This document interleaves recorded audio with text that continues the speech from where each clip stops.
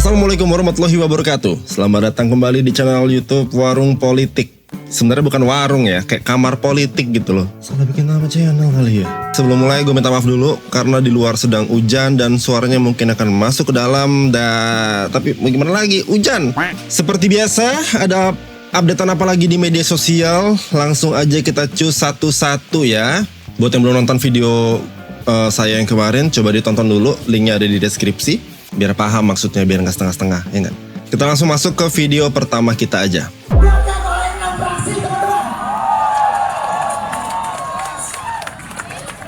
Kita akan terus mengawal, kita akan terus menjaga sampai hak angket ini dijalankan secara maksimal. Sepakat teman-teman? Hidup rakyat Indonesia! Hidup perempuan dan melawan! Selamatkan Kaltim! Selamatkan Kaltim, betul sekali. Ini saya udah nonton ya video live-nya semalam dan gila itu bertele-tele banget kawan-kawan. Sumpah bertele-tele banget. Inilah ya guys ya detik-detik kemenangan rakyat setelah berhari-hari ngepung gedung DPRD Kaltim. Video ini viral banget karena publik, karena masyarakat udah gak tahan sama aroma skandal anggaran yang dianggap itu gak masuk akal banget. Kita flashback ya, mulai dari renovasi rumah, jabatan, terus sampai pengadaan barang mewah pejabat. Di sini saya nemuin beberapa pro dan kontra. Nah, kalau dari sisi pro-nya ya, masyarakat dan 6 fraksi. Ada PKS, kalau nggak salah PKS, Demokrat, ada PAN, ada Nasdem, Gerindra, PDIP, sama PKB. Mereka merasa buktinya tuh udah sangat nyata dan mereka tuh nggak mau cuman sekedar nanya-nanya lewat interpelasi yang ujung-ujungnya tuh kayak cuman formalitas doang. Nah, sedangkan mereka itu tahu rakyat itu maunya taring yang lebih tajam, taring yang lebih kuat, taring yang langsung nusuk, yaitu apa? Hak angket. Supaya apa? Supaya bisa diselidiki secara hukum. Dengan hak angket mereka bisa memanggil saksi. Terus mereka juga bisa bongkar dokumen yang selama ini kayak disembunyiin, atau mungkin selama ini dokumennya itu nggak tersebar dan kita nggak tahu. Bagi mereka ini adalah satu-satunya cara untuk nyelamatin duit rakyat Kaltim, hak angket. Kalau misalnya dari sisi kontranya nih ya, saya lihat semalam ada upaya sistematis buat ngerem kejadian ini. Fraksi tertentu yang pasti kita udah tahu itu fraksi apa ya, pohon beringin kuning, Golkar, terlihat sangat hati-hati sekali dan cenderung minta prosedur ini diulur dulu lewat tahap-tahap kecil. Alasannya apa? Nah, mereka bilang butuh bukti konkret dan harus taat pada administrasi. Tapi masyarakat itu semakin curiga ya. Ini nih kayak cuman taktik buat ngelindungin gubernur yang kebetulan kader mereka sendiri, dan apa yang mereka katakan itu cenderung berpihak. Itu menurut masyarakat. Nah, disinilah letak konfliknya antara penegakan hukum versus loyalitas politik. Kenapa prosesnya berbelit-belit banget? Padahal kan tinggal hak angket, setuju, tap, selesai gitu kan, masyarakat puas. Yang pertama, kalau menurut saya, karena saya nonton, semoga kawan-kawan juga nonton ya, biar bisa saling koreksi kalau misalnya saya salah, komen aja. Yang pertama, kalau saya rasa ini banyak dramanya, drama prosedurnya kebanyakan. Ada debat kusir soal interpelasi dulu atau angket dulu. Ini kayak taktik klasik sebenarnya buat bikin isu ini menguap dan rakyat capek sendiri. Karena kan kalau misalnya udah bertele-tele, rakyat itu apa ya? Dia tuh cepat puas dan cepat terpengaruh dengan rasa bodoh amat. Jadi kayak mereka udah ngelakuin aksi, ya udah pelan tapi pasti isunya turun, lalu mulai isu baru di tempat lain misalnya. Kasusnya terlupakan. Kira-kira begitulah. Yang kedua kayak benturan kepentingan nih. Ketua DPRD Kaltim adalah kakak kandung dari gubernur yang mau diperiksa. Secara logika sih ini bakal sulit ya. Kenapa sulit? Kalau yang diperiksa kan keluarga sendiri tuh. Makanya pasti Ya kalau bisa saling memprotek kan. Hak angket itu baru disetujui, tapi jalannya masih panjang banget dan penuh dengan tikungan administrasi. Ya rapat gini aja tikungannya banyak banget gitu loh. Nah yang harus kita lakuin, kita harus tetap monitor, tetap dikawal juga. Jangan sampai waktu, tenaga, keringat, air mata yang ada dalam video ini tuh berakhir jadi arsip di kanal-kanal media sosial doang. Teruslah berjuang masyarakat Kaltim. Jangan kasih kendor ya. Komen-komenannya kita baca dulu. Kenapa Golkar kebanyakan nggak menyetujui ya? Jawabannya, karena gubernurnya dari Golkar. Ya memang betul. Karena keluarga gubernur, ketua DPRD di Kaltim. Betul. Karena semua keluarga ada di Golkar. Betul. Ini Pak, masyarakat itu udah nggak bodoh loh Pak. Masyarakat udah tahu, masyarakat udah melek. Partai mana, fraksi apa. Kenapa bisa seribet ini, seruat ini, dan serunyam ini? Kenapa bisa bertele-tele itu masyarakat udah tahu. Terima kasih kalian semua sudah berjuang untuk rakyat Kaltim. Semoga kalian tetap sehat dan semangat terus. Yang jadi masalah apa memang tidak ada rakyat Kaltim yang bisa jadi pemimpin daerah dan bisa duduk di kursi kepemimpinan daerah sendiri? Kayaknya ada. Ada Om Botak nih. Gubernurnya jangan didemo, beliau kan sibuk kerja. Kata beliau nggak sempat ngonten karena terlalu sibuk bekerja. Ini sebagai contoh, menuju pembangunan mahasiswa harus mengawal kinerja pegawai-pegawai kita. Kalau enggak, kita nggak akan maju daerah kita ini. Betul. Kita lanjut lagi ke video berikutnya. Ada... Saya secara pribadi di dalam WA grup DPRD, Ketua. Dengan ini saya menyatakan keberatan atas ucapan dan pernyataan yang disampaikan oleh Ibu Hajah Sariah Masud di dalam WA grup DPRD Kaltim. Khususnya pernyataan yang berbunyi, mulutmu yang besar kenapa sembunyi di dalam demo? Apa mau mulah saya dihidupkan, diajari di lingkungan keluarga saya tidak pernah berucap seperti ini. Mulai dari kakek saya, nenek saya, bapak dan ibu saya, yang almarhum ibu saya, bahkan di lingkungan keluarga sendiri, ini tidak pernah berbahasa kasar seperti ini.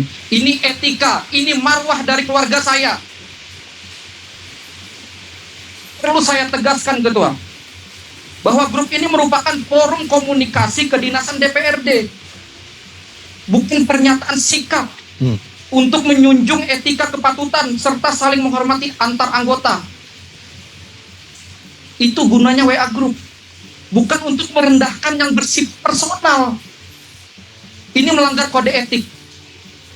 Ini tidak sejalan dengan prinsip komunikasi pejabat, dan ini melanggar dalam Undang-Undang ITE. Sekali lagi, saya Ahmed Reja Pahlevi dari fraksi Gerindra dengan ini menyatakan keberatan atas yang diberikan tuduhan ataupun pernyataan yang diucapkan oleh Bunda Hajah Sariah Masud. Terima kasih, minta ampun, minta halal, minta ridho dunia akhirat. Wallahul muwaffiq ila aqwamit thoriq, fastabiqul khairat. Wassalamualaikum warahmatullahi wabarakatuh. Saya hanya ingin sedikit memperjelas apa yang disampaikan tadi dengan Pak Reza terkait di grup. Jadi saya ingin sedikit mengklarifikasikan. Kemudian kenapa saya ngomong di grup seperti itu, Pak Pimpinan? Pertama, saya ingat sekali pada waktu rapat BAMUS, di mana dalam rapat BAMUS, mungkin pimpinan waktu juga hadir, dan ada beberapa teman yang hadir. Di sana pembicaraan tentang BAMUS, kita membicarakan masalah hak angket. Dan yang lebih menyuarakan hak angket adalah Pak Reza. Dan dia meminta untuk segera dijadwalkan. Saya bilang saya terima. Karena kalau dibiarkan, itu akan berlarut-larut. Sehingga pada saat itu kita setujui. Bukan begitu Pak Pimpinan? Biar teman-teman yang tidak hadir juga bisa dengar. Saya menjelaskan. Izin sebentar saya menjelaskan. Saya memang menjadwalkan itu. Saya meminta dari fraksi Gerindra, benar. Karena itu untuk sebagai kita syarat untuk pembentukan ini di jadwal BAMUS. Betul. Betul, Bu. Tapi tidak sopan Ibu berkata seperti itu kepada saya. Jadi, saya mohon maaf. Saya kira cukup Ibu, ya. Kalau masalah itu. personal, ya nanti soal personal kita bicarakan. Ini Skorsing dulu Ketua. Skorsing Ketua. sudah. Skorsing Ketua. Closing aja kalau kita. Kita closing, kita Tolong diskorsing. Pendapatnya skorsing dulu. closing dulu. Karena sudah menyangkut pribadi. Ini masalah pribadi. Konsultasi ini jangan diseret ke persoalan personal pribadi. Demi Allah, demi almarhum mamaku, aku tidak terima. Bang Reja. Sudah. Ya. Bang Reja. Oke. Kita dulu aja. Ini perang internal sebenarnya tapi dibawa ke grup WA, begitu ya? Ini kan dari fraksi Gerindra ya, dan Gerindra itu kan menyetujui hak angket. Dan Ibu Sahariah Masud ini kan dari forumnya Golkar ya, pantes aja. Ini biar apa? Apakah biar sengaja ditutup-tutupi agar takut, agar sebagai pengingat bahwa Golkar yang berkuasa di Kaltim atau bagaimana? Baca komenannya dulu. Wagub Kaltim siapa? Dan dari partai apa, Min? Golkar. Keluarga MK ini bertanya dengan nada lembut. Iya betul, itu nggak lihat namanya tuh. Dari Bang Idir, loh itu memang tuntutan aliansi, minta hak angket. Pak Reza hanya menyampaikan tuntutan aliansi. Masyarakat ke Bamus, emangnya kenapa? Ya apa masalahnya? Yang jadi masalahnya adalah ibu ini tidak japri kalau mau marah-marah, tapi di grup. Kita lanjut lagi ke video berikutnya. Ada Selamat pagi Kang Deddy Mulyadi, Gubernur Jawa Barat. Bapak boleh bangga dengan program Bapak yang melakukan pengaspalan di jalan-jalan desa yang ada di provinsi Bapak. Tapi kami di Sulbar juga patut berbangga Pak, karena jalan-jalan desa kami juga sudah mulai dilakukan perbaikan. Hanya satu bedanya Pak, kalau di provinsi Bapak menggunakan APBD, kami di sini menggunakan dana swadaya masyarakat. Itu saja bedanya. Tapi pembangunannya semangatnya sama Pak, sama-sama ingin membangun. Selamat pagi. ini viral bukan karena kemewahan, bukan karena jalannya diaspal sama pemerintah, tapi karena rakyatnya itu terpaksa turun tangan sendiri buat benerin jalan. Lagi-lagi KDM jadi pembanding. Memang gubernur kalian nggak bisa apa? KDM itu berhasil nyiptain standar baru dalam sebuah kepemimpinan birokrasi. Nah beliau ini nggak cuma duduk di meja, nggak cuma diem, nggak cuma adem-ademan di ruangan ber-AC, tapi beliau memastikan APBD itu netes sampai ke aspal depan rumah masyarakat Jabar. Ya walaupun mungkin ada beberapa daerah yang belum, cuman pembangunannya kelihatan banget, drastis, pesat, maju. Kang Deddy Mulyadi, Bapak Aing ini itu udah menginspirasi masyarakat Indonesia untuk menuntut hal yang sama, menuntut hak yang sama pada pemimpin di daerahnya masing-masing. Video ini sebenarnya full sindiran sih kepada pemerintah di Sulawesi. Kalau di tempat Bapak pakai APBD, kami di sini pakai dana swadaya masyarakat. Kenapa rakyat harus kerja bakti, bergotong royong, berkelompok buat urusan infrastruktur dasar yang harusnya jadi tanggung jawab pemerintah? Kenapa ya? Kenapa bayar pajak? Ini karena pemerintahnya lambat, rakyat akhirnya terbiasa gerak sendiri. Ini sebenarnya bagus nggak bagus sih menurut saya. Karena rakyat terbiasa gerak sendiri, kerja sendiri, itu malah membikin sebenarnya kemandirian rakyat itu dijadikan alasan pemerintah biar makin santai. Karena masalahnya udah beres lewat gotong royong masyarakatnya. Dibilang benar atau enggaknya cuman kejadian di lapangan. Masyarakat gotong royong bangun jalan rame-rame pakai duit swadaya sendiri. Terus tiba-tiba pemimpin daerahnya datang numpang foto. Ada kan kasus itu? Baca komenannya dulu.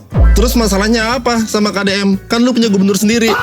Nanti gubernurnya marah Pak ke KDM kayak Wagub Kalbar. Kok mau marah-marah sudah. Kok gubernur tidak becus kerja. Sudah kasih turun saja. Terima kasih sudah menonton video ini. Semoga 1-2 ada yang bisa diterima. Semoga 1-2 bermanfaat untuk kesadaran kita sebagai masyarakat Indonesia, sebagai rakyat dalam mengambil langkah mengawal kebijakan birokrasi para pemimpin. Jangan lupa subscribe, like, dan share video ini. Sampai jumpa di video selanjutnya. Wassalamualaikum warahmatullahi wabarakatuh.